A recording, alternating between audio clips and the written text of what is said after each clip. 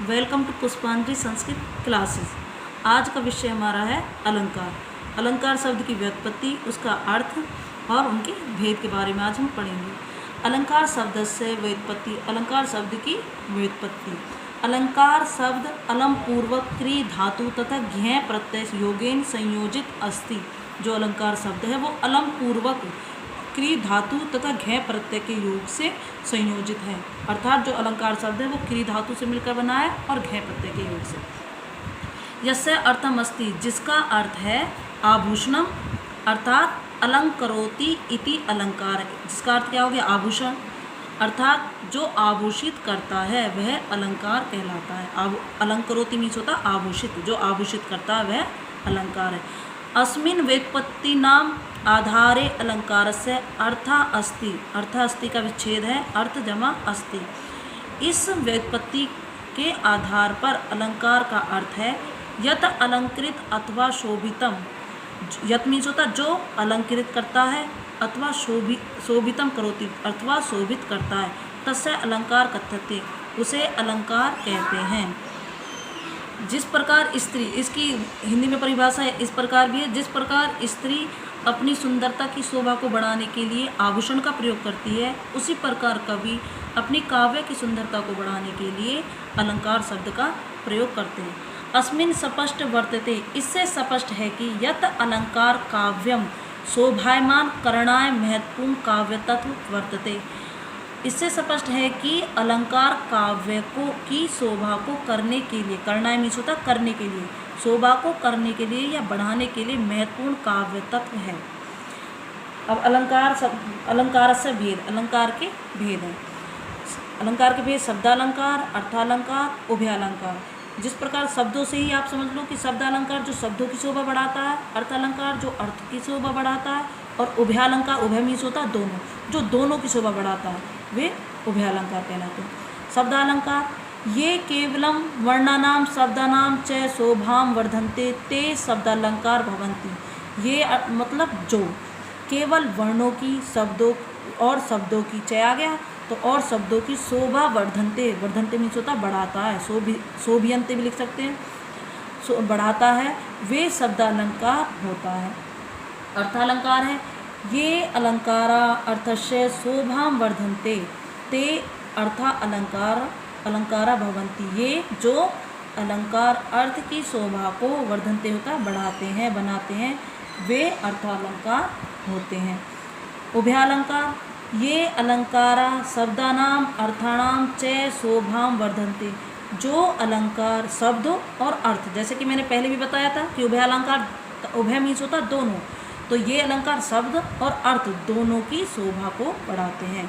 एक एग्जाम्पल, एक परिभाषा आप इस तरीके से भी लिख सकते हो, या समरूपेण, सम मीन्स होता समान रूप से, चमत्कार उत्पन्नम कुर्वन्ति, जो समान रूप से चमत्कार उत्पन्न करता है। मतलब समान रूप से क्या, जो शब्द और अर्थ दोनों को समान रूप से देखता है, दोनों में समान रूप से चमत्कार उत्पन्न करता है, वे ते उभयालंकार भवन्ति, वे उभयालंकार कहलाता है।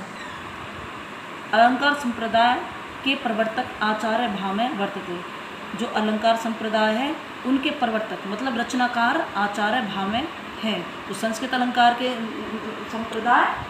संप्रदाय के प्रवर्तक कौन है? आचार्य भाव में। अब है आपका अनुप्रास अलंकार। शब्दालंकार के अंतर्गत अनुप्रास अलंकार आता है। तो अनुप्रास अलंकार में आपको सबसे पहले लक्षण याद करना, वर्ण साम्य, वर्ण मतलब वर्णों की समानता अनुप्रास है। जहाँ वर्णों की समानता होती है वहाँ अनुप्रास अलंकार होता है। दूसरी परिभाषा है अनुप्रास है शब्द साम्य। ये जो वर्ण साम्य अनुप्रास है ये तो काव्य प्रकाश मत के अनुसार कहा गया है। जहाँ वर्णों की समानता हो वहाँ अनुप्रास अलंकार है। ये मत है काव्य प्रकाश का। और दूसरा मत है अनुप्रास शब्द साम्य वैष्मेयी अपि स्वर यत, स्वरस्य यत। ये साहित्य दर्पण के अनुसार मत है, उनके अनुसार कही गई है। तो जिसका अर्थ दिया हुआ है मैंने इधर, अनुप्रास शब्द अनु जमा प्रास शब्दों से मिलकर बना है। अनु जमा प्रास दो शब्दों से मिलकर बना। अनु शब्द का अर्थ होता है बार बार, अप्रास शब्द का अर्थ है वर्ण। तो अर्थात क्या हो गया, जहाँ वर्णों का बार बार, जहाँ वर्णों की क्या होती है बार बार आवृत्ति होती है, वह अनुप्रास अलंकार हो। अर्थात जिस जगह स्वर की समानता के बिना भी वर्णों की बार बार आवृत्ति होती है वहाँ अनुप्रास अलंकार होता है। तो इधर मैंने आपके एग्जाम्पल दिए हुए हैं जिनसे आप ये समझ सकते हैं कि कहाँ अनुप्रास अलंकार है। जैसे ये दिया है मुदित महीपति मंदिर आए, तो इसमें मुदित का मैं, महीपति का मैं और मंदिर का मैं, तो यहाँ मैं वर्ण की बार बार आवृत्ति हुई है, तो इसलिए ये क्या है, अनुप्रास अलंकार है। दूसरा एग्जाम्पल है कालिंदी कूल कदम की डारन, तो कालिंदी का कै, कूल का कै और कदम का कै, तो यहाँ कै वर्ण की आवृत्ति बार बार हुई है, तो इसलिए यहाँ क्या हो गया, अनुप्रास अलंकार। तो मैंने इसलिए आपको पहले आसान जो है एग्जाम्पल वो समझाएं।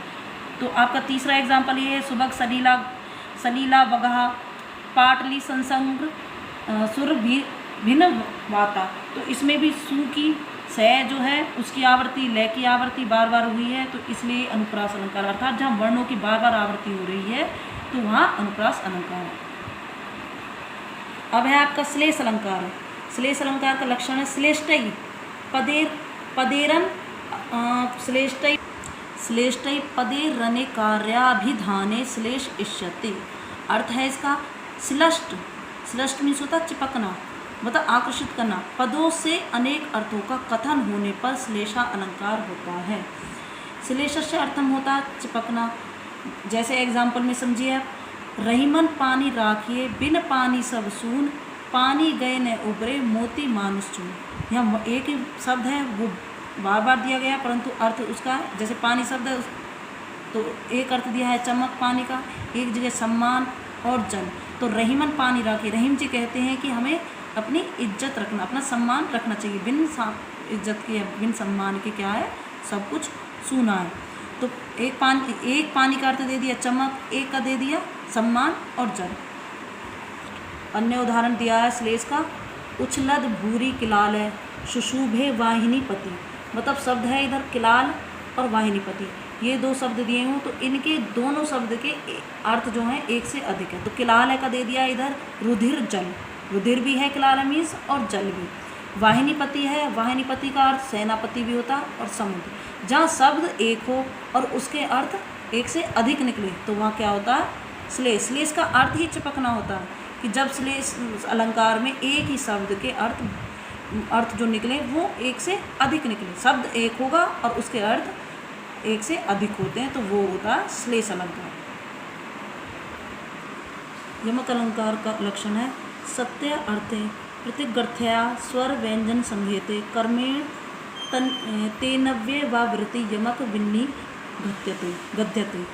तो इसका है सत्य अर्थी, मतलब सार्थक सहित, जो सार्थक अर्थ वाला हो, सार्थक सहित हो, अलग अलग सार्थक अर्थ वाला हो और अलग अलग स्वर व्यंजनों सहित हो, कर्मेण कर्म से हो, तन्यव्या वृत्ति बार बार जिसकी आवृत्ति होती है होने पर वह यमक अलंकार, मतलब अलग अलग रूप से आता सार्थक शब्द और अलग अलग रूप से स्वर व्यंजनों सहित कर्म से बार बार आवृत्ति होने वाले अलंकार को यमक अलंकार कहते हैं। जब एक शब्द दिया हुआ और उसकी एक से अधिक बार आवृत्ति हो रही है, मतलब अधिक बार वो आता है, वह यमक अलंकार है। एग्जाम्पल में आप समझिए, उदाहरण है आपका, जैसे ये समझिए, ये आसान है उदाहरण, संतान प्रजा सवा इव तंत्रयित्वा निशे वते शांत मना विकिक्तम। एक प्रजा का अर्थ दे दिया संतान और एक प्रजा का अर्थ दे दिया प्रजा। तो इसमें शब्द क्या है, शब्द जो है वो है एक से अधिक बार आया है और उसका अर्थ है बार बार, उसका अर्थ अलग अलग दिया गया। जैसे नवप्लासम दिया हुआ, नवप्लास प्लाशवनम पूर्व सुफुष्ट परागत। तो शब्द क्या है, एक ही शब्द एक से अधिक बार आया है, परंतु हर बार उसका अर्थ अलग दिया। यहाँ है मृदुल लतांतम लोक यत से सुरभि। तो सुरभि शब्द क्या है, एक से अधिक बार आया, तो एक सुरभि का अर्थ हो गया सुगंध, एक सुरभि का अर्थ हो गया बसंत।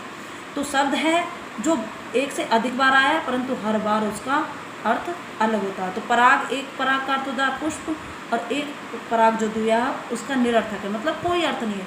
एक लता होती है बेल और एक लता किसी का नाम भी हो सकता है। तो शब्द क्या है, एक ही शब्द की एक से अधिक बार आवृत्ति हुई है परंतु हर बार उसका अर्थ बार बार अलग अलग आया है।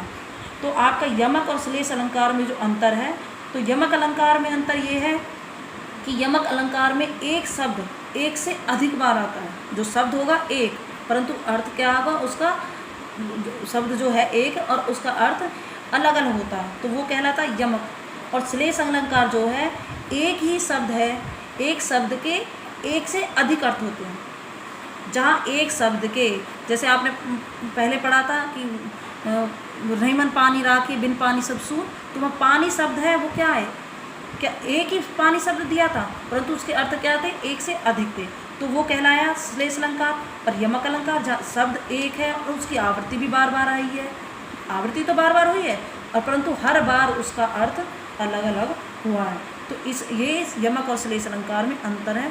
तो प्लीज़ इन दोनों के अंतर को विशेष रूप पर ध्यान रखना और उसका जवाब उसी हिसाब से देना।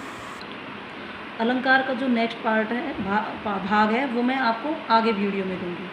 प्लीज़ आपको मेरी वीडियो पसंद आई हो तो इसे लाइक, सब्सक्राइब और शेयर कीजिए और मुझे अपने कुछ कमेंट दीजिए ताकि मुझे पता चले कि मैं किस विषय पर आगे वीडियो बनाऊँ।